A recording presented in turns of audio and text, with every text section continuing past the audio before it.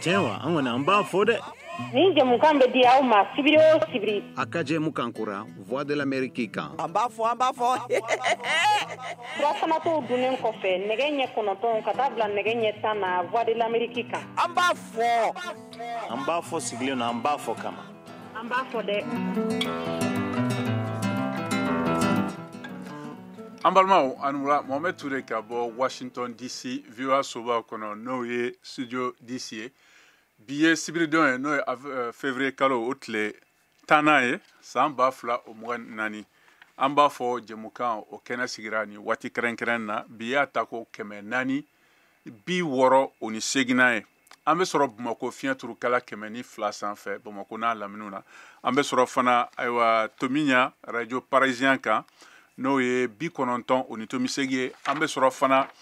radio Kumase la Buguni mara la 92 kan. Mopti an bɛ sɔrɔ radio Orona na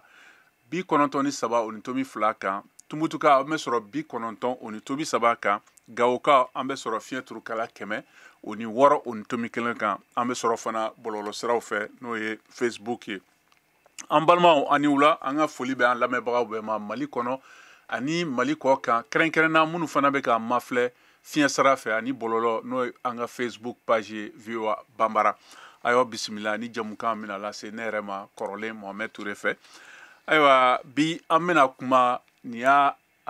kunfilanan ye an bɛ kuma CEDEAO n'a yirala k'a fɔ ko Mali y'i sen bɔ a la ka fara Burkina Faso ani Niger kan an tun y'a daminɛ dɔgɔkun tɛmɛnen na nka bi an bɛna segin a kan fana barisabu Mali fanga b'a jira ko a ma siri san 1 dantigɛli na ka bɔ a jɛkulu kɔnɔna na n'o ye CEDEAO farafinna gun tilebiyanfan jamanaw ka nafasɔrɔ sira jɛkulu ayiwa k'a b'a jate ko a bɔra sisan a ka wajibu la ka ɲɛsin a jɛkulu ma n'o ye CEDEAO ye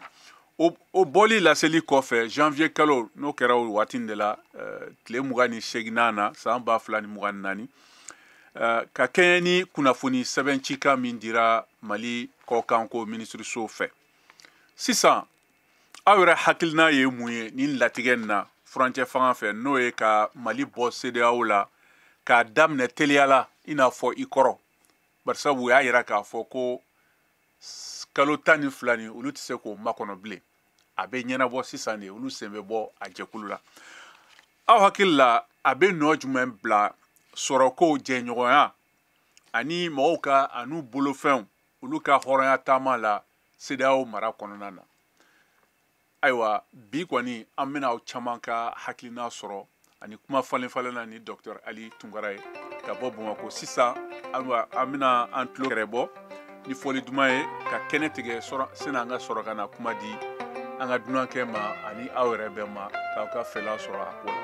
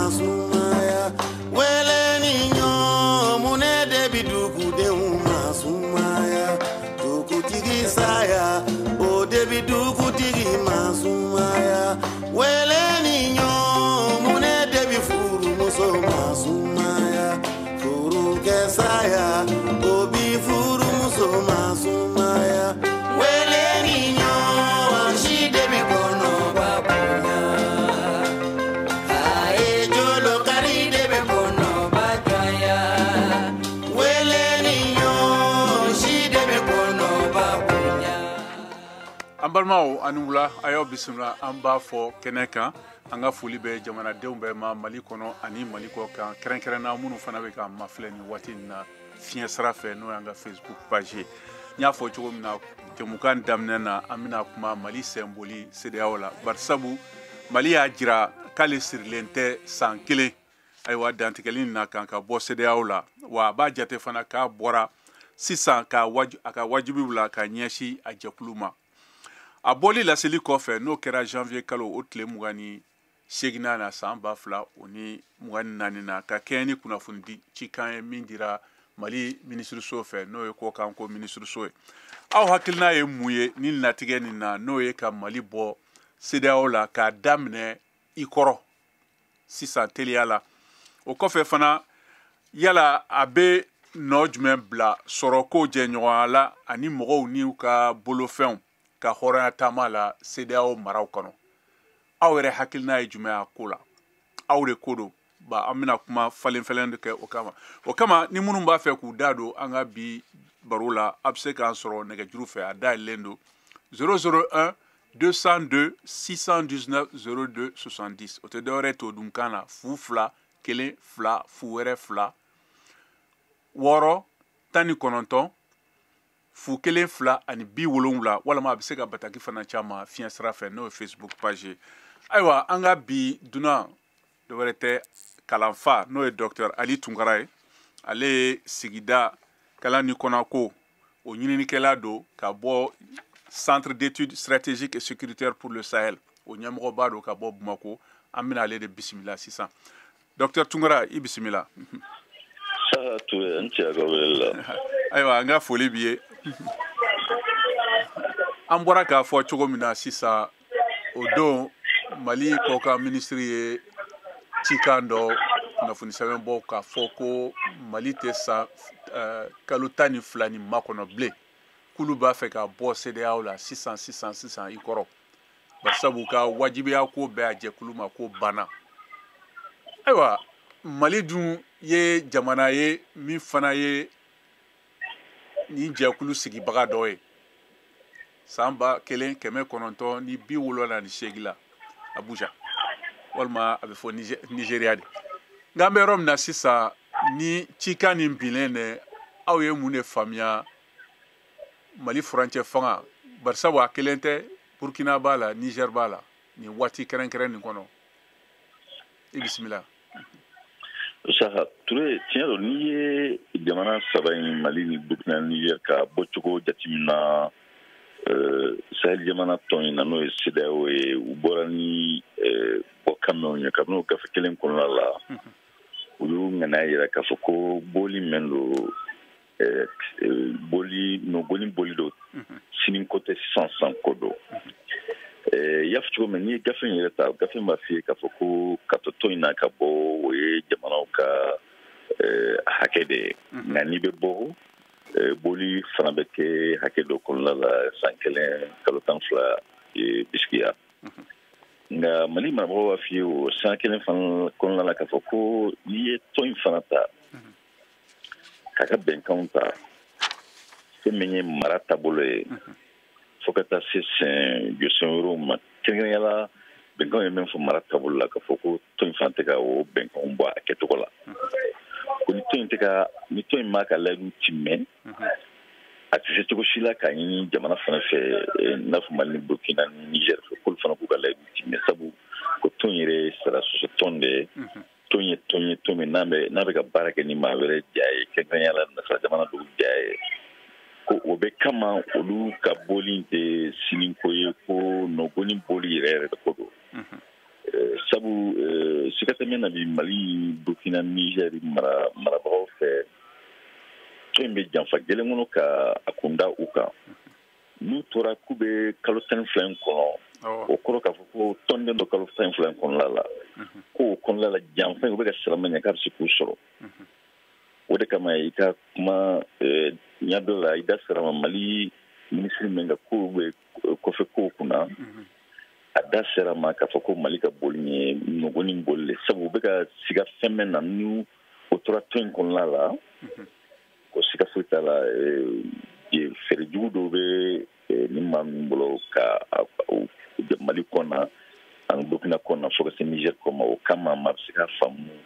mun de la u bɛ ka a ɲini boli ka kɛ nɔgɔni boli ye a kana kɛ bɛnkanw kɔnɔna la. Ayiwa docteur i bɛ to nɛgɛjuru kan an bɛna segin ma sisan an balimakɛ fila bɛ an bolo yan Mamadu Jakite ani Mamadu Tɛnbeli. Jakite i ni wula. Banula. K'a kɛnɛ somɔgɔw bɛ di. Tɔɔrɔ tɛ. Ayiwa i bɔra ka kɔrɔfɔ kan mɛn kuma b'i bolo i bisimila. Awɔ an b'an ka dunanba yɛrɛ fɔ n'o ye Ali ye. K'a ni wula. A tulo b'i la an ni ce o la. Awɔ. Bon an ka jamana ɲɛmɔgɔw ye décision mun ta nin ye décision ɲuman don parce que u yɛrɛ y'a ye tɔn in kɛra tubabuw ka bolokɔnɔfɛn de ye. U bɛ janfaw labɛn tɔn in kɔnɔ ka an ka jamana déstabiliser. Bon jamana saba in y'a essayé o de la k'i yɛrɛ ta. Donc an ka bɔ a la joona joona o ka fisa an ka fɔ k'an bɛ san kelen in makɔnɔ parce que n'an ko an bɛ san kelen in makɔnɔ o bɛ na ni janfa wɛrɛ ye. Sinon an ka jamana ɲɛmɔgɔw u yɛrɛ y'a ye an bɔli tɔn in na a tɛ kɔlɔlɔ foyi se jamana ma. Jamanadenw u tɛ kɔlɔlɔ foyi sɔrɔ a la Mauritanie kun b'a la Mauritanie bɔra a la o a ma kɔlɔlɔ s'o ma o. Bon an ka jamana ɲɛmɔgɔw u y'u jɔ u jɔyɔrɔ la an b'u fo kosɛbɛ. Voilà ne ko ye ne ka kuma ye. Ayiwa diyara ye ayiwa sisan an bɛna kuma di an balimakɛ Mamadu Tɛnbeli ma a kɛra Mamadu ko ye bi dɛ. Tɛnbeli i ni wula. Bonsoir Ante. I ka kɛnɛ somɔgɔw bɛ di. Baasi foyi tɛ na alhamdulilayi. Ayiwa docteur Tunkara b'an bolo yan kɛnɛ kan. Awɔ. Ayiwa i bisimila. N bɛ foli lase bɛɛ lajɛlen ma n terikɛ bɔra ka kuma sisan n'o ye Mamadu Jakite n ka foli b'a ye kosɛbɛ kosɛbɛ. Bon ne bɛ fɛ ɲininkali min tɛ mun invité la o de ye yala a fɔra ko pour que Mali ou bien maa min bɛ fɛ ka bɔ CEDEAO la CEDEAO membre i bɛ san kelen de kɛ fɔlɔ pour que i ka bɔ yala o texte in tiɲɛ don wa tiɲɛ tɛ. Donc a ka kuma o kan o parti kan an bɛ se ka kuma faamuya la cogoya min na. Ayiwa. Bon ne kɔni bɛ kuma a ko in kan n bɛ se ka nafa b'a la cogoya min na komi kɔlɔlɔ b'a la parce que ni jamana ninnu bɛɛ ka économie n'u ka jamanadenw sirilen bɛ ɲɔgɔn na nin bɛ va-et-vient kɛ CEDEAO fana effectivement a sigila kun dɔ de kama. Hali n'o y'a sɔrɔ anw ka tamaw ka hakilina la a kun tɛ ka labaara ani an yɛrɛ caman fana ɲɛ b'a la a kun tɛ ka labaara a labaara cogo la mais nafa fana b'a la parce que a bɛ kɛ sababu ye mɔgɔw ka va-et-vient commerçants ka taga segin olu bɛɛ bɛ nɔgɔya donc est ce que an ka faamaw ye plan bila en place o fana ɲininkali filanan ye k'a ɲɛsin a ma est ce que an ka faamaw est ce que u sera plan bila en place mun b'a to n'an sera ka bɔ CEDEAO la an bɛna kɔlɔlɔ tɛ se ka juguya wa kɔlɔlɔ kana na juguya an ka jamanadenw ni commerçants kan. Ayiwa o faamuyara. Ayiwa i Cam. N hakilina kɔni ye o de ye olu ɲininkaliw kɛ a la. I ni ce o la Cam. Jaabi minnu di an ma o la donc ne kɔni bɛ mun fɔ an ka faamaw ɲɛna o de ye u ka ko ninnu la ɲɛmajɔlen fɛ jamanadenw sɛgɛnlen don kosɛbɛ kosɛbɛ an filɛ wagati min na komi sisan. Ayiwa Tɛnbeli i ni ce o la Tɛnbeli. Ayiwa an bɛna kuma di an balimakɛ Dawuda Cam ma ale fana bɛ nɛgɛjuru kan ni hakilina min b'a bolo. Monsieur Cam i ni wula. Anwa i ni wula. K'a kɛnɛ somɔgɔw bɛ di. Somɔgɔw ka kɛnɛ alhamdulillah. Ayiwa i bisimila an b'a fɔ kɛnɛ kan. Wala Mali ka boli CEDEAO la ne ka hakilina min b'o la bon ne ma fiy'a la fɛn fɛn daminɛ kuma misɛnman fɛn caman bɛ fɔ mais halisa an filɛ sira min na donc ne ɲɛ tɛ gɛlɛyaw la minnu filɛ k'a fɔ bon ni kɔni dɔnna ko la tan nɔ nin position na an kɔni ma gɛlɛya y'a la bon an fana bɔ position kelen la Mali ka bɔ CEDEAO la kɔni a ka di an ye awɔ. Ayiwa o faamuyara an bɛna kuma di docteur Ali Tunkara ma n'a bɛ se ka jaabi d'a ma. Docteur i bɔra ka nin kumakanw lamɛn monsieur Jakite Tɛnbeli ani Cam fɛ e ko di o la. Cɛro n'i ye kuma in bɛɛ lajɛlen lamɛn i b'a ye k'a fɔ ko n'i ye gafew ta CEDEAO kɔnɔ a sɛbɛnnen bɛ nɔgɔ foyi k'a la k'a fɔ ko n'i bɛ bɔ kɛ san kelen kɔnɔ la o kun ye min ye sabu waati dɔ la boli kumaw bɛ fɔ funu kɔnɔna la ni san kelen dir'i ma caman na funu mana da ni kan ka to la ni man ka to la n'i ye hakilila laban min ta o kɔnɔna la o caman na i tɛ nimisa o hakilila in kɔfɛ san kelen kunba ye o ye o fana san kelen fana bɛ kɛ sababu ye fɛn min ye gafe kow ye n'i ye ni jamana saba in ta sisan fɛn min ye paso ye n'o ye taama gafeba ye fo ka taa se sigidaw jamanaw yɛrɛ département n'o ye carte internationale ye i b'a ye k'a fɔ ko ninnu bɛ sinsin bere ye tɔn in de tɔgɔ ye walima tɔn yɛrɛ ja bɛ ninnu bɛɛ lajɛlen kan san kelen b'a to i bɛ se k'olu bɛɛ falen k'a sɔrɔ a ma kɛ degun dama tɛmɛlen ye nka misaliyala sisan n'i ko i ka bɔ tɛnɛn o tɛnɛn kelen k'i ka bɔli jamana ɲɛmaaw k'a fɔ ko an sɔnna a ma a bɛ kɛ degun yɛrɛ e ma sabu olu fɛn fɛn min bɛ ni da sira ma sisan i tɛna se k'olu si labɛn sanga kuru min kɔnɔna la nka min y'a nafa ni kɔlɔlɔ ye siga t'a la nafa bɛ tɔn in na hali min bɔra la bi u m'a fɔ ko nafa t'a la u y'u sinsin bere kɛ a fɔtigimayɔrɔ de nka min ye musakako ta fan ye o ma gɛlɛya dɔn o la min ye k'a fɔ ko jamana tan ni duuru jamanadenw ka taa ni ka segin a kɛra sababu ye k'olu bɛɛ ka tare o ma gɛlɛya dɔn o la nka ko fɛn min ye CEDEAO ka politigita n'i y'a ka sariyadenw ta a fɔ min ma ko Portugal pour la bonne gouvernance sariyasen min bɛ mara yɛrɛ kan ko sariyasen bɛ kɛcogo man ɲi sabu n'i y'o kɔnɔna ta fangadafili ye sariya sɔsɔ de jamana saba in bɛɛ yɛrɛ gafebaw kɔnɔ n'u ka constitution ye nka a fɔra ko ni ye fanga dasiri masa ye ka ko kan ka da bolo min ka jamana saba in ka ye cogo min ka faamu cogo la CEDEAO ma ko da o bolo kan ko hali ni ye jamana naani ta misaliya la ka diɲɛ fara jamana saba in kan i b'a ye CEDEAO u bugɔ ni bere min ko bere kelen tɛ ko nin bɛɛ b'a yira k'a fɔ ko dɔ bɛ CEDEAO bɛ ka baara kɛ ni ja dɔ ye ja min tɛ a ka bɛnkansiw ye nka min y'a kɔlɔlɔw ye siga t'a la n'i ye jago tasiraw ta sisan ni jamana saba bɔra tan hali maa min tɛ jamana to ka gundow kɔnɔna la i kɔni b'a dɔn u bɛ bɛn k'a fɔ ko u ka baara gɛlɛya jamana saba bolo min ye bɛnkansiw ye fo ma accord bilatéraux sabu jamana bɛɛ bɛna wuli kelen kelen k'a ɲini ka bɛnkanw latɛmɛ ni jamana tɔ tan saba ni ɲɔgɔn cɛ walima tan fila ni ɲɔgɔn cɛ nka o kɔnɔna la i b'a ye k'a fɔ u bɛ se ka adamadenya gɛlɛya bɛ se ka k'a la sabu n'u y'a nɔgɔya u b'a fɔ maa wɛrɛ na jamana saba in ladege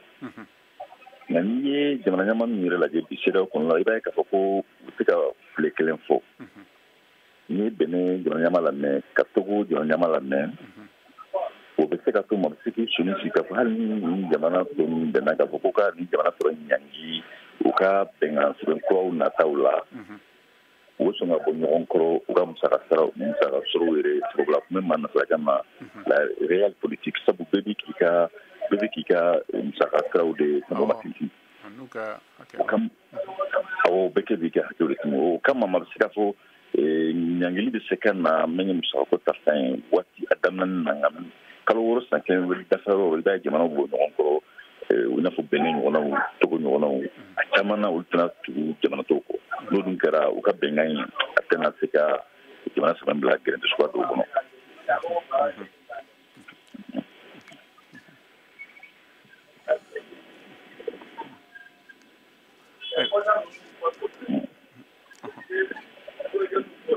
Min ye k'a fɔ ko fɛn ka komini ka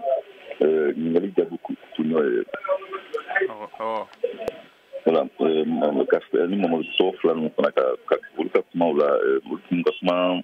fanba tun ye kɔlɔlɔma yɔrɔw de nka maa bɛ se ka mɛn fana dɔn yalima mun ka bɔli jamana saba y'a ɲini cogo min ka fa ka kɛ diyagoya na bɔli in na i b'a ye dɔgɔkun tɛmɛlen na u ka minisiri minnu ka ko bɛ kɛnɛma ko n'o ministre des affaires étrangères o ye ɲɔgɔn ye o fana kɔfɛ ni ko taara tacogo la fɛn min ye CEDEAO wasabulon maaw ye olu fana kan ka ɲɔgɔn ye o bɛɛ kɔfɛ jamana ɲɛmaaw bɛna ɲɔgɔn sɔrɔ fo ni ko telima wɛrɛ donna kɔrɔ k'a lajɛ Mali ni Niger ka Burkina ka laɲini o bɛ se ka bila minɛn jumɛn kɔnɔ nka caman na k'a kɛ k'a fɔ k'a kɛ nɔgɔnin ko ye u bɛ sɔn k'a fɔ ko an ka taa san kelen kan hali bi mun kosɔn kumaɲɔgɔnya tɛ b'o baaraw daminɛ ka ban a dɔ la u na sigi kɔ hali n'a sɔrɔ jamana saba in ka lasigi labanw na o ko sigili kɔni ko kuma tɛ n bila. Ayiwa an balimamuso Maria Jose ani balimakɛ Modibo Sogodogo olu bɛ nɛgɛjuru kan an bɛna Maria ta fɔlɔ Maria i ni wula. Kɛ kɛnɛ somɔgɔw bɛ di. Ayiwa an b'ala tana an b'an ka barokun filanan na ka ɲɛsin farafinna dun tile biyanfan jamanaw ka nafasɔrɔsɔ jɛkulu n'a yirala k'a fɔ ko Mali ko k'ale b'i sen bɔ a la nka a sen bɛ bɔ a la i kɔrɔ de u tɛ waati wɛrɛ ma kɔnɔ k'a fɔ ko kalo 12 nin nka aw yɛrɛ e hakilina ye jumɛn wɛrɛ la Dr Tunkara de y'an ka dunan yan bi a b'an bolo yan bi. Bon, aw bɛ wula fɔlɔ. N ce o la o ka diyara n ye. Awɔ kɛ Mohamed tun bɛ nin ko in wa. Awɔ. Mɔgɔ bɛ se k'a fɔ yɛrɛ tuma dɔ a taara ka mɔgɔ ka fɔta dan quoi. Awɔ a taara ka mɔgɔ ka fɔta dan parce que don o don i bɛ fɛn dɔ sɔrɔ a kɔnɔ mun ye dabalibanko ye quoi. O de bɛ mɔgɔw da kari. Parce que ni an dalen bɛ faso ɲɛmɔgɔ minnu na k'olu de ye nin jɛkuluba sigi an bɛɛ tun bɛ ka mara ni o de ye. N'i nana ye k'a fɔ ko jamana dɔw ko k'u t'a la bilen i b'a sɔrɔ koba dɔ kɛra olu la olu b'u sen bɔ n'o tɛ aw fɛ ka dulɔ min ɲɔgɔn fɛ ka tila k'a fɔ k'aw bɛ filen fili i kɔfɛ aw bɛ jɛ k'o de min ka taa sa kɛ parce que layidu kan de don mais ni dɔ banna c'est que fɛn dɔ de bɛ o ma ɲini an fana k'o fɔ k'o perepere latigɛ parce que ni jɛ tɛ ka kɛ tiɲɛ kan a tɛ ka kɛ ladiriya kan i b'i sen bɔ dɛ i b'i sen bɔ k'i ka faso makaran parce que an ka faso sɛgɛnna sani tɔ ninnu ka se degun ka se tɔ ninnu ma Mali de ye degun sɔrɔ fɔlɔ mɔgɔ si ma wuli ka Mali dɛmɛ mɔgɔ si m'i bolo kɔrɔta ka kuma ko jɔn ko ala Mali a kɛra ta an tora an ka degun kɔnɔ mais ni sa gɛrɛnen bɛ kini kɛ ou bien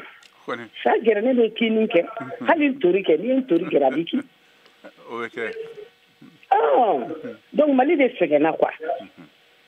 anw ma fɛn ye min ye bɔda ye an bolo a ko la o de y'a kɛ Malidenw y'u sen bɔ o de y'a kɛ Burukinabew y'u sen bɔ o de y'a kɛ Niger fana y'a sen bɔ parce que n'i bɛ ko la ni dɛmɛbaga t'i la aw dun bɛ jɛkulu de la aw bɛɛ y'a kan kelen de fɔ mais ni o kan nana ta ko ye sɔrɔ mɔgɔ ma sɔrɔ min bɛ don i jigi kɔrɔ hali du kɔnɔ i b'i sen bɔ i b'i ban ka nasɔngɔ di hali du kɔnɔ ko di donc o n'a ɲɔgɔnnaw caman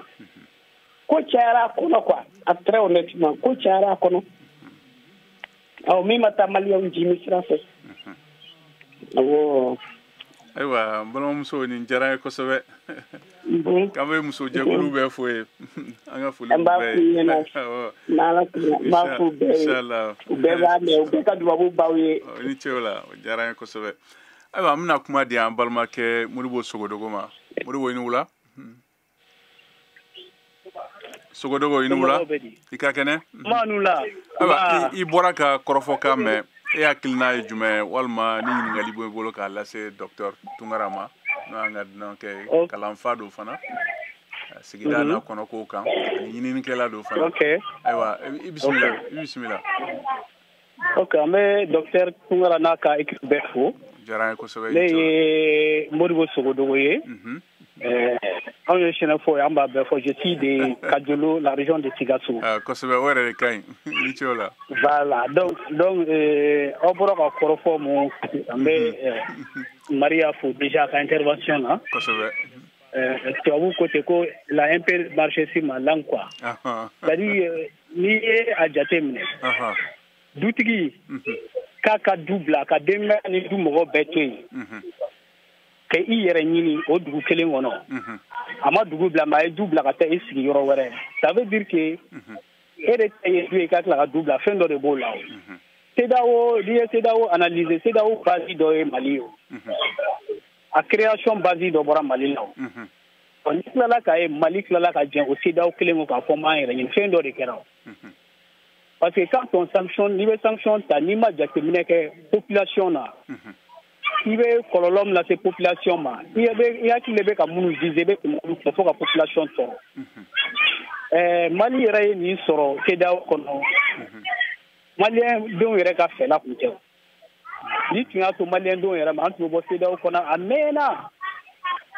parce que fɛn minnu kɛra bɛɛ y'a ye bɛɛ b'a dɔn au lieu de u ka solution ɲini pour que mɔgɔw bɛ bɔ o situation ninnu kɔnɔ o ye daw geren-geren anw da la donc c'est comme si on était d'assister la population malienne à un moment là il a fallu que mɔgɔw ka mentalité ka kɛ kelen ye pour pouvoir créer une résilience ka se ka nin ko ninnu ku quoi même au jour d'aujourd'hui il y a les conséquences et l'influence de la CEDEAO sur la population population CEDEAO ye pression minnu kɛ maliyɛnw kan conséquence b'a kan hali sini mais mɔgɔw nana faamuya de bien kurabɔ tɛ taga wɔyɔ kɔ donc pour que anw yɛrɛ ka lafiya de anw minnu bɛɛ ku ni CEDEAO de ye anw ka Mali gulen bɛ CEDEAO de la an bɛ bɔ CEDEAO la parce que on pensait qu'an bɛ CEDEAO la pour que économiquement fɛnw bɛ nɔgɔya mais ni CEDEAO yɛrɛ ka pression bɛ na économiquement sur la population pour ka rester bɛ fɛn créer pour k'i ka nafa sɔrɔ a la mais ni fɛn créer la e b'a kɔnɔ e ye tɔnden e bɛ tɔn wɛrɛ bɛɛ sara c'est en règle mais ni e ye problème sɔrɔ o de tɔndenw ka i bɔ ka lafiya lase mɔgɔw ma olu de bɛ tila ka gɛnɛ k'i da la i bɛ t'o kɔnɔ mun na on n'est pas an tɛ CEDEAO kɔnɔ pour faire plaisir an bɛ CEDEAO kɔnɔ pour des intérêts CEDEAO yɛrɛ tilela pour que les pays membres là les populations bɛ se ka liberté sugu dɔ sɔrɔ dans leur manière de vivre dans leur quotidien. Mais si ça devient vraiment un couteau qui va retourner contre la population, à quoi bon de rester? Donc moi, je salue vraiment l'initiative. Et je disais même que les trois pays qui se sont retirés là, on me dit que création c'est le contenu et la manière d'opérer qui va développer. Nous savons tous que d'un moment à l'autre, là, on va composer autre chose qui est plus vaste et qui est plus profitable. Ni jara kosɛbɛ Modibo Sogodogo i ni ce o la sisan an bɛ segin ka na Docteur Tunkara fɛ Docteur i bɔra ka nin kɔrɔfɔkan mɛn nka ɲininkaliba min bɛ yen sisan Mali jamanaden caman ko bɛ fangaw kɔ tiɲɛ nka caman wɛrɛ fana bɛ yen k'olu t'u sigilen tɛ ka nin makɔnɔ barisabu n'i y'a lajɛ taama sɛbɛn minnu dilanna CEDEAO fɛ a n'u ka sɛbɛnw n'o ye carte biométrique o commencera ka di o daminɛna ka di mɔgɔw ma o tilali daminɛna dɔw m'u ta yɛrɛ fɔlɔ nka n'a fɔra ko Mali ka girin ka bɔ ten i kɔrɔ n'o gɔni fɛ nin jɛkulu ko o gɛlɛya jagokɛlaw kɛnyɛrɛyew ani taamadenw yɛrɛ kan CEDEAO mara kɔnɔna na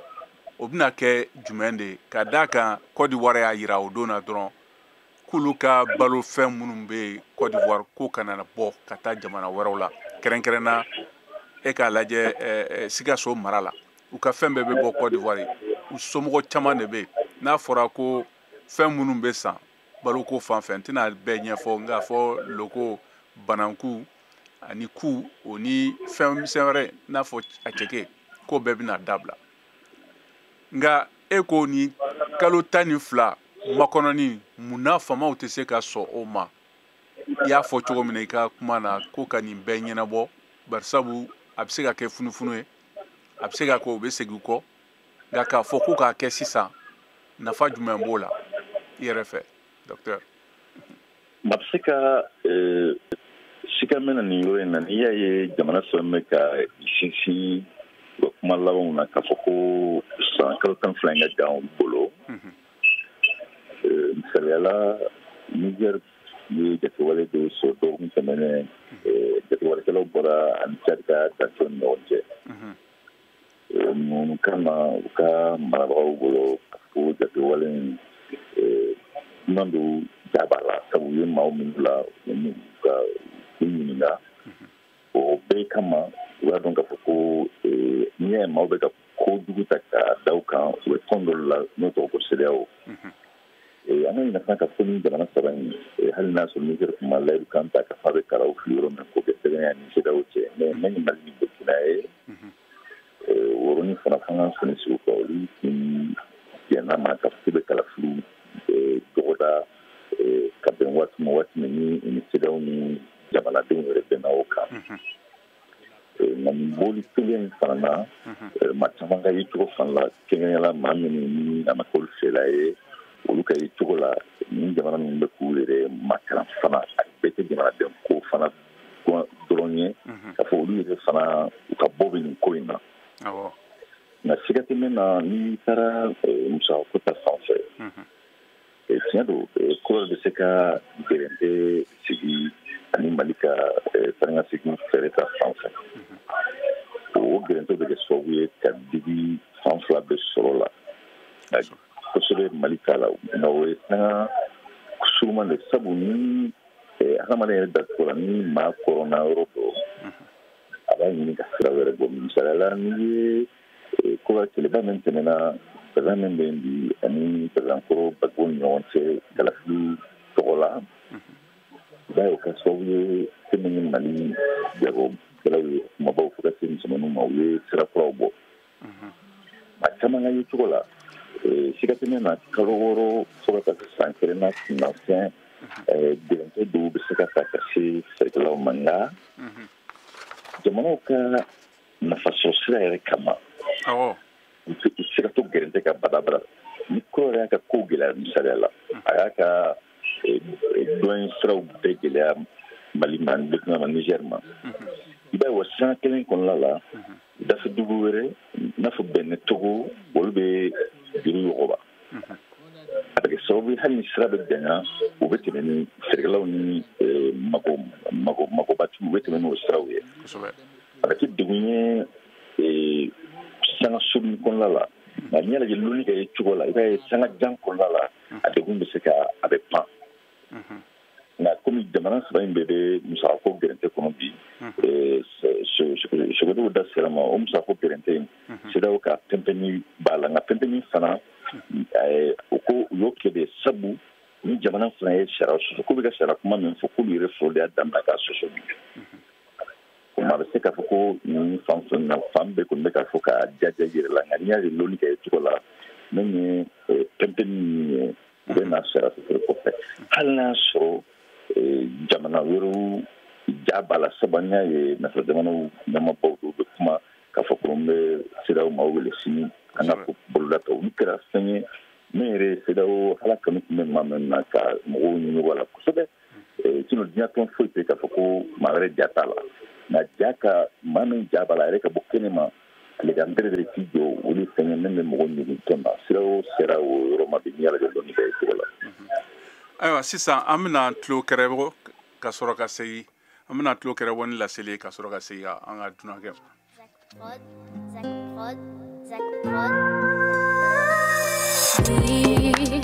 Ne bɛ ala fo ne bɛ ba fo ne bɛ fa fo ka somɔgɔw fo ka kɔrɔw fo ka denbaw fo ka n ka fanu fo ka n yɛrɛ fo k'u fo adamaden k'i tɛ foyi mɔgɔw kɔ n'i kɛra fɛn ye i kana ɲinɛ mɔgɔw kɔ mashallah ni bi ka di yan fɔ ko mashallah ni a kɛnɛ ni na ne ka fɔ mashallah mashallah mashallah mashallah ni bi ka di yan fɔ ko mashallah ni a kɛnɛ ni na ne ka fɔ mashallah mashallah mashallah mashallah. Tu sais, c'est pas facile, oui, tu le sais. Et on dit tant qu'il y a la vie, il y a de l'espoir, ça tu le sais.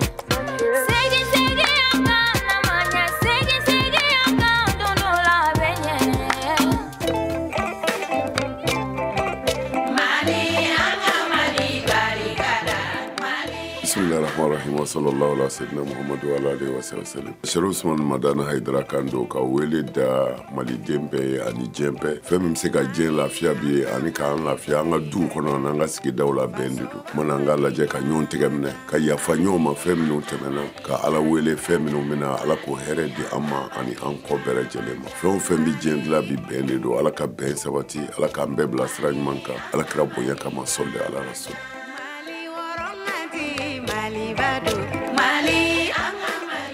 Ayiwa an balimaw halisa an ka foli b'aw ye aw bɛ an b'a fɔ de kɛnɛ kan an bɛ ka kuma Mali sɛnboli CEDEAO la n'a yirala k'a fɔ k'a bɛ kɛ i kɔrɔ teliya la u tɛ makɔnɔni kɛ bilen an b'o kuma de la ayiwa halisa an bɛ yan VOA soba kɔnɔ n'o studio 10 ye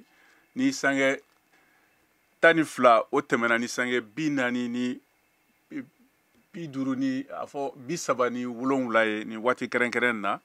an bɛ sɔrɔ Bamako fiɲɛ turukala 102 sanfɛ an bɛ sɔrɔ fana fiɲɛ sira fɛ bɔlɔlɔ fɛ n'o ye an ka Facebook page ye live la en direct ayiwa sisan an bɛ segin ka na yanni an ka kuma di an ka dunankɛ mɛn Asinatu Jara bɛ an bolo nɛgɛjuru kan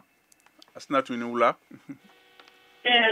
ayiwa Asinatu ye muso jɛkulu tɔnden ka bɔ Bamako an bɛna ale fana ka hakilina ɲini ayiwa ko min bɛ sen na n'o ye bi jɛmukan ye i bisimila an balimamuso Ala k'an bɛɛ kelen ma amina amina amina Ala k'an sago d'a ma Ala k'an ka laɲiniw sabati amina rabi amina Ala ka jamana kolo suma amina jara ye ayiwa kabini dɔgɔkun tɛmɛnɛ an bɛ ni babu nin kan n'o ye Mali sɛnboli ye CEDEAO la nka a yirala k'a fɔ ko CEDEAO ni jamana fɛn fɛn bɛ bɔ a la u ka sariyaw fɛ ni hakɛw la a kan ka kɛ san 1 kɔnɔna na Dr Tunkara bɔra k'a fɔ sisan kun min na u b'a fɔ san 1 bari sabu funufunu mana kɛ dimi kɔnɔna na caman b'a fɔ k'u sen bɛ bɔ a la nka u bɛ tɛn ka segin u kɔ nka Mali furancɛ fanga bɛ yɔrɔ min na sisan olu kɔni y'a jira k'a fɔ k'olu t'a la bilen k'u b'a fɛ ka bɔ nin waati kɛrɛnkɛrɛn na ayiwa caman ko u bɛ jɛ u fɛ dɔw fana ko ayiwa olu ma jɛ n'a ye bari sabu olu ma ɲininka bari sabu nin jɛkulu sigili a sigi bolo na Mali sen b'a la jamanadenw ko dɔw minnu ma sɔn olu ko yanni u ko a ŋaniya ta u yɛrɛ ye k'a fɔ k'u bɛ bɔ a la u tun kan ka jamanadenw fana ɲininka a ko la k'a ɲɛf'u ɲɛna ayiwa ko caman kɛra Mali la i n'a fɔ minnu bɔra ka kuma yanni e ka na sisan Maria Jose bɔra ayiwa Modibo Sogodogo kuma n'a kan Dawuda Cam ani Tɛnbeli bɛɛ ye jo di fanga ma bari sabu degun de kɛra Mali la bari sabu ko caman bɛ ka kɛ ɲangiliw kɔfɛ ne tɛ bɛn jamanadenw yɛrɛ ma nka e yɛrɛ hakilina ye jumɛn ye nin ko la walima ɲininkali jumɛn b'i bolo k'a lase Dr Tunkara ma ani ok Ala k'an bɛɛ sigi ko ɲanen kunna amin Ala ka jamana in Ala k'a kan ta ye amina rabi amina ne kɔni ka hakilina la Mali ye dɔ kɛ an ye dɔ kɛ souffrance la an ye dɔ kɛ sɛgɛnna ninnu bolo décision min talen filɛ ni chemin y'a chemin direct de ni ne ka kan ka kɛ an ka bɔ jɔnya na ten sa n'a b'i kunkolo la ko ni nin tɛ ne tɛ se ka kɛ nin n'o b'i kunkolo la de i tɛ jɛ ni CEDEAO ka nin bɔli ye Ala barika la Ala ye mɔgɔ ci anw ma o ka girin ni CEDEAO ye donc an k'an bolo fila don ninnu kɔrɔ pour que ka CEDEAO ko in an k'a bila pewu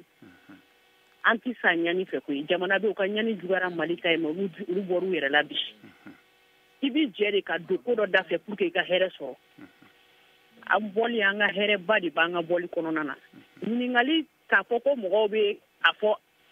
an tɛ se ka bɔ a la ni ne bɛ se ka nin kɛ ni ne bɛ se ka nin kɛ olu y'a kɛ ni hakilina dɔ de ye bon anw ye mɔgɔ sɔrɔ minnu sera k'u hakilina ta an fana ka far'u kan min b'an dusukun na an k'o fana fara olu ta k'an ka se ka bɔ nin gɛlɛya kɔnɔ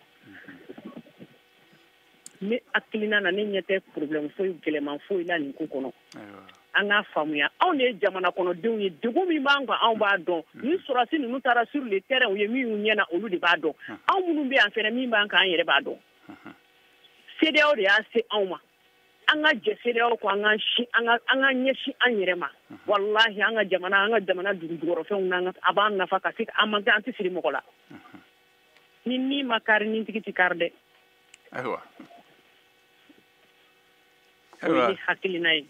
nin diyara ye kosɛbɛ Asinatu an ka foli b'i ye ayiwa k'an bɛ ka jɛkulu maaw fo tɔndenw fo ayiwa sisan n bɛna kuma di an balimamuso Leontine Keita ma n'ale fana ye muso jɛkulu ye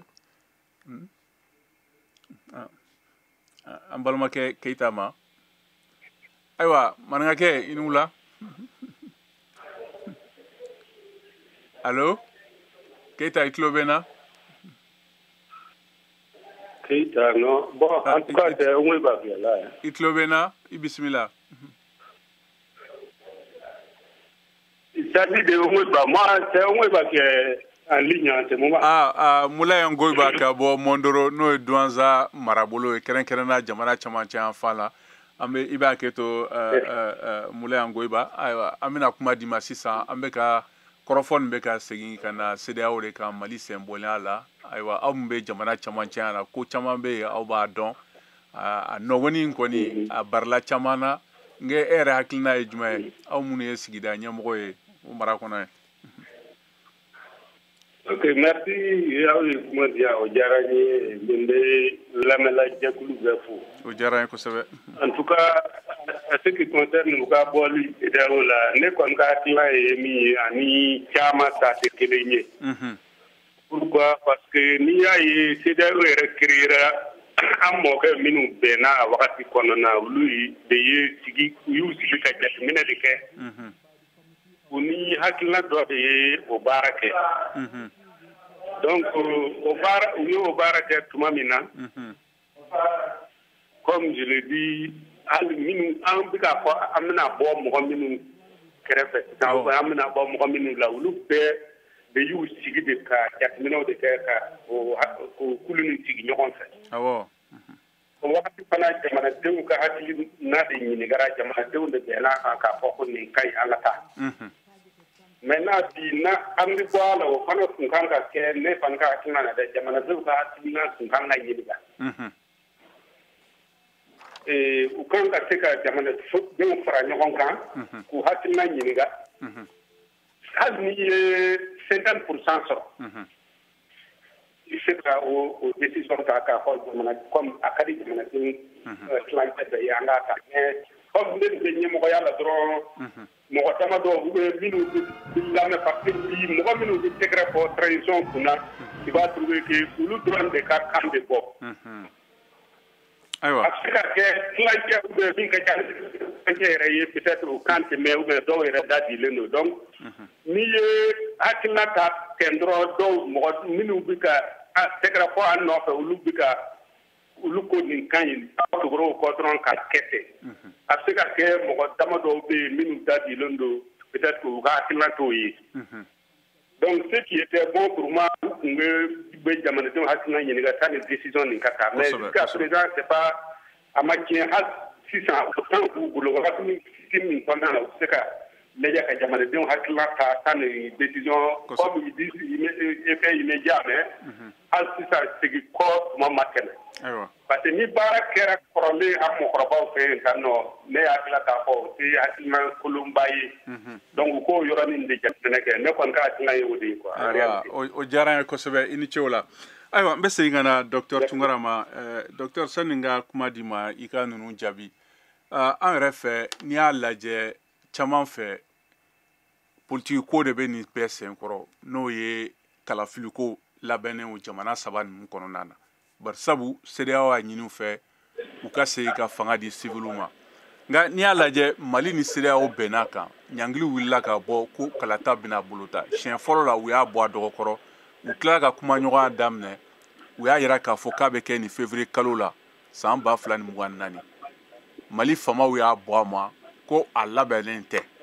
caman yira k'a fɔ ko de kɛra kunba ye n'u b'a fɛ k'u sen bɔ CEDEAO la i y'a yira fana ko Burkina Faso o ni CEDEAO tun bɛnna kalata bolodali kan yaasa civiliw ka segin fanga na o ye fɔlɔ ye filanan ye min ye fana caman ye jɛkulu k'a fɔ ko mɔgɔw ka kuma minnu fɔra ko CEDEAO ma foyi kɛ Mali ye tiɲɛ maa jugu ninnu ka kɛlɛ daminɛ Mali la san 2012 la maa fɔlɔ minnu ye dɛmɛ bila ka na Faransi kɔfɛ o kɛra CEDEAO jɛkulu jamanaw ka sɔrɔdasiw ye minnu nana fara ayiwa ko ma se ka ɲɛw bolo o faamuyara nka e yɛrɛ bɛ se ko o ko ninnu fana jaabi yɔrɔ min na ka fara ninnu ka hakilina ninnu ɲininkali kan docteur kuma b'i bolo. Teriyala Ture tiɲɛ don n'i ye Asantu Jara ka kuma lamɛn ka kuma maliyɛnw fɛ bɔlɔnkɔnɔnaw la hali n'a sɔrɔ jama fanba t'a dɔn CEDEAO ye sinsinbere ye mais i n'a fɔ jamana sɔrɔsunba yɛrɛ mɔgɔw fanba t'a dɔn cogo min nka min kɔni bɛ jama nin kan k'a sɔrɔ jaabi mɔlen t'an bolo i b'a dɔn k'a fɔ ko a ma kɛ jama fanba ka fiɲɛ a ma kɛ jama fanba ka ɲakumu kan nka n bɛ segin k'a fɔ ko jama fanba fana t'a dɔn CEDEAO yɛrɛ mɛn o fana fango fo ka fara kuma kan Ongeba ye min fɔ camancɛ mara la ni fiɲɛ bɛ camancɛ mara la walima ni majɛw b'a la o ye ka kuma dɔw la jamanadenw bɛ sika k'a fɔ ko hali ni marabagaw ŋaniya ka ɲi ko jama kelen bɛ kɛrɛfɛden ye u ka hakilila dɔw la misaliya MINUSMA taara lahalaya min kɔnɔ hali ni jama fanba ye tigɛrɛ fɔ fo ka taa se boli kɛra CEDEAO la lahalaya min kɔnɔ ni JESIN ka lahalaya min kɔnɔ maa caman ka ye cogo la ŋaniyaɲuman bɛ nin ko min bɛɛ kɔfɛ nka ŋaniya in man ka taa jama kɔ jama man ka kɛ kɛrɛfɛden ye kɛrɛnkɛrɛnnenya jama min ka kuntilenna tɛ camancɛ fanga kuntilenna ye olu kan ka lamɛn kuma ni kuma olu ye majɛ min ye n'i ye diɲɛ camancɛ fangaw ta olu bɛɛ majɛ bɛ camancɛ fanga bɛɛ sabu camancɛ fanga maaw bolo jamana yɛrɛ de ntolomaw man ɲi a dosiɲɛbaw man ɲi olu nana olu joli de kama o kama o tɛ kuma di jama ma kuma caman min ye kalafili ta yɔrɔ ye k'a fɔ ko i bɛ se k'a fɔ ko kalafili waati min fɔra CEDEAO maaw ye k'a fɔ k'olu jɔyɔrɔ foyi tɛ nin boli la o fana ye kuma min na a senkɔrɔba tintin ka gɛlɛn kosɛbɛ loni ka ye cogo la a jɔyɔrɔ b'a la nka n'i ye camancɛ mara kalifilen bɛ finitigi minnu ma bi ni jamana kɔfɛlaw na ani CEDEAO jamana ɲɛmaa tɔw i b'a ye o ka ye cogo tɛ kelen kalafi yɛrɛ kan sabu olu bolo jamana bɛ gɛrɛntɛ la kɛrɛnkɛrɛnnenya jatewalew bɛ fan bɛɛ hali n'a sɔrɔ i ka sira min ka kuma kɔnɔna la Faransi nana Mali la dɔgɔkun kelen kɔnɔ kulu marifa sɔrɔsi kulu minnu nana o ye CEDEAO ka jamanadenw dɛ nka u nalen o Faransi kelen fana k'o to yan a y'u yɛlɛma k'o kɛ polisi ye sabu u ma sɔn ka tugu ni Mali sɔrɔsi ko ka taa Mali yɔrɔ min tun bɛ jatewalekɛlaw bolo diinɛ tɔgɔ la olu b'o bolo la les missions de protection u nana kunbɛn ka mɔgɔya yɛlɛma u nana kunbɛn u nana dɔ kunbɛn kɔnɔ o ye ka fara Mali finitigiw kan o ni Faransi ka kulu marifatigi minnu kɛlɛ kɛ diinɛ tɔgɔ la ka dankariw la nka i b'a ye o hakililaw yɛlɛmana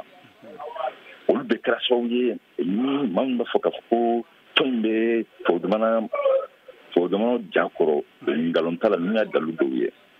nka min ye kalafili ye camancɛ n'i ye Mali ka misaliya la kunpan dɔ bi sabu n'i taara Mondoro an ko i bɛ ninnu ka sigiyɔrɔ la bi fo ka se an sɔngɔ ni Mali yɔrɔ wɛrɛw ma i b'a ye o de la kuma dɔw maa min ni degun b'o kan min bɛ nin yɔrɔ gɛrɛntɛ bɛ yɔrɔ min maa min bɛ ka balo o yɔrɔ la ani maa min bɛ ka balo Mali fan wɛrɛ fɛ ni gɛrɛntɛ ba t'u kan lakanako ta fan na u ka hakililaw tɛ kelen ye kalafi ta fan na sɔrɔsiw bolo bi ni ko loni yɛrɛ kɛcogo la ko ni jamana bɛ kɛlɛ kɔnɔna la ko fɛn fɔlɔ min n'o kan kɛ o ye ka na ni hakilitigi ye fɔlɔ ko sabu n'i m'o kɛ fɛn fɛn bolola k'a bɛ kɛ to ka jɛ science politique fana kɔnɔ o b'o de f'i ye k'a fɔ ko ni jamana bɛ gɛrɛntɛ kɔnɔ kalafi ye tiɲɛ ye kalan ye tiɲɛ ye kuranko tiɲɛ ko nka nin bɛɛ nin si tɛ se ka lawaleya ni hakilisigi ma sabati u ka sinsinbere wele n'i y'o fana ta loni ka ye cogo la i b'a ye k'a fɔ ko i tɛ se k'a fɔ k'i bɛ u jalaki nka u jalaki yɔrɔ bɛ sɔrɔ min fɛ u tɛ ka jama sen don o faamali la kɛrɛnkɛrɛnnenya politiki tɔn don Mali bɛ gɛrɛntɛ ninnu kɔnɔ mɔgɔ min bɛ Mondoro dɔn bi mɔgɔ min bɛ Boni yɔrɔ dɔn bi maa min bɛ Ansongo Indelmani yɔrɔ dɔn bi tiɲɛ yɛrɛ la i b'a dɔn k'a fɔ ni fɛn kalamanw bɛ yen kalafi ye ka gɛrɛ o fɛn kalamanw ma nka o hakilila in fana kalifalen min ma cogo o cogo i man ka latigɛ cogo si la k'a sɔrɔ i ma jama da don a la kɛrɛnkɛrɛnnenya la maa minnu ye tɔn sigi fanga ɲini kama n'o ye politimɔgɔw ye ɲugunu na cogo cogo olu de ka baara la ka kan u sen ka don a la u ka faamu aw ka bɛn faamali kelen kan o yɛrɛ la a bɛ kɛ sababu ye fɛn min hali sera o tɔn ye u bɛ kala sɛnɛ ka fota dɔw la. Ayiwa an bɛ segin ka na Amerika jamana la sisan kɛrɛnkɛrɛn na New York ni Philadelphie an balimakɛ Abu Dramane Traoré ale bɛ nɛgɛjuru kan ni Mamadu Ben Jabate. Abu i ni wula. Ayiwa i bisimila Docteur Tunkara b'an bolo yan kɛnɛ kan yan. Ayiwa an bɛ ka kuma hali bi Mali sɛnbɔli CEDEAO la bari sabu u y'a jira k'a fɔ k'olu kɔni tɛ san kalo 12 makɔnɔ bilen k'olu b'a fɛ ka bɔ nin waati kɛrɛnkɛrɛn na. Ayiwa i bisimila.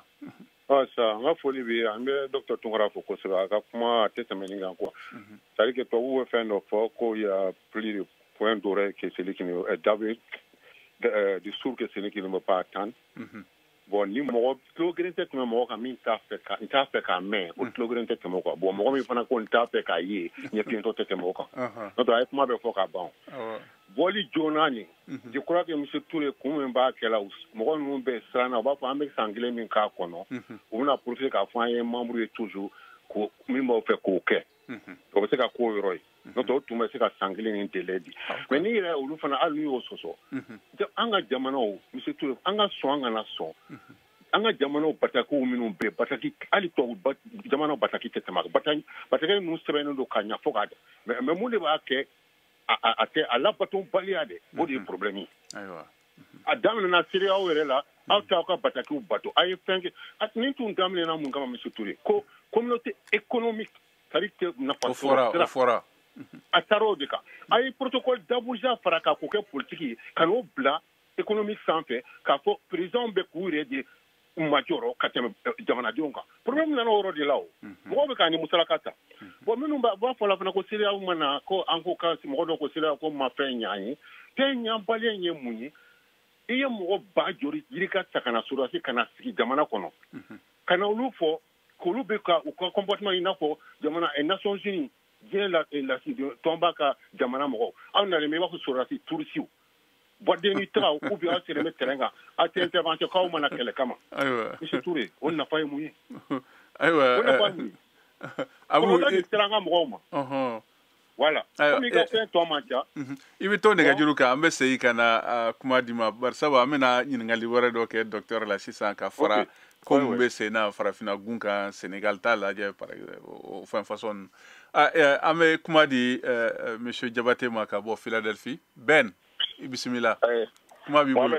ouais alhamdulillah i bisimila d'accord min fo ka mɔgɔ mɔgɔ bɛ ka lamɛn nin waati in na k'u bɛɛ lajɛlen fo diyara n ye ka dugawu kɛ an ka sɔrɔdasiw ye ni ce o la minnu sera Ala k'u dayɔrɔ sumaya minnu bananen don Ala k'u ka banaw nɔgɔya minnu bɛ kungo ni désert kɔnɔ Ala k'u ni kisi Mohamed CEDEAO ko nin ala kuma fila tɛ sa an bɛ taa kuma munumunu CEDEAO nin kɛ minnu yɛrɛ bɛ k'a fɔ k'u ka an bɔ CEDEAO la ko CEDEAO tɛ ka sariya bonya olu ye Mali sariya bonya Mali ye sariya sunba de ko coup d'état kana kɛ CEDEAO fana ko coup d'état kana kɛ Union africaine fana ko coup d'état kana kɛ mais mɔgɔ kelen man gɛn ko Union africaine fana y'an gɛn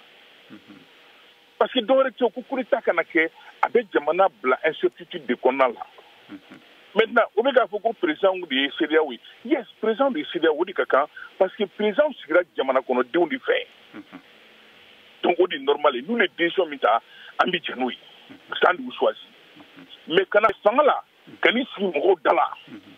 ka tila ka jagoya fanga sigi u da la an bɛ bɔ sisan Mohamed an ka sabali maliyɛnw ka sabali ninnu sɔrɔdasi ninnu bɛ k'an don fitinɛ kɔnɔna la trop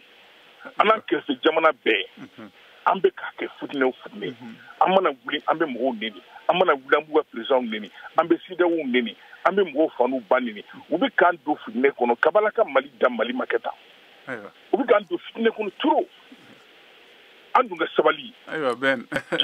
non Mohamed an ka tiɲɛ fɔ ɲɔgɔn waati dɔ sera an ka sabali an boli CEDEAO kɔnɔ n'i ye Musa ninnu ye u ye CEDEAO ni sigi parce que u b'a dɔn k'a nafa ka bon olu de kan Mali ni Burkina ni Niger ka tɛmɛ tɔ ninnu yɛrɛ kan a nafa min b'olu kan a nafa foyi tɛ tɔ ninnu kan ka so o degré ma mais anw de bɛ girin kuma o kuma Mohamed an ye organisation fɛn fɛn don an donna la an b'a bɛɛ ci a cili nafa ye mun y'an ye mɔgɔ kelen ka fanga kosɔn mais Mohamed trop c'est trop avec dabla angana ni kusunu ide sunu difa ino ide nu mai ko doka fanga ko sharia ko bi ka sharia sen beta ko o to ga liburu kono de o ga sharia mai mais e ga mo mu defa o sharia ko kuma la o re be sharia min kono o re ay ko mi zonga po zuma ben iba to amina kuma di docteur Tungarama o re ti sharia kono o fa shi te sharia kono aywa ini chola ben an to la muna kada mu gelenga ini chola ben njere aywa docteur Iboraka Abou Draman Traoré ani Mamadou Ben Jabate ka bo Philadelphie ni New York ko kuma kame mina mi faraka yani wati toni ka ba oye ko mumbe ga ke Sénégal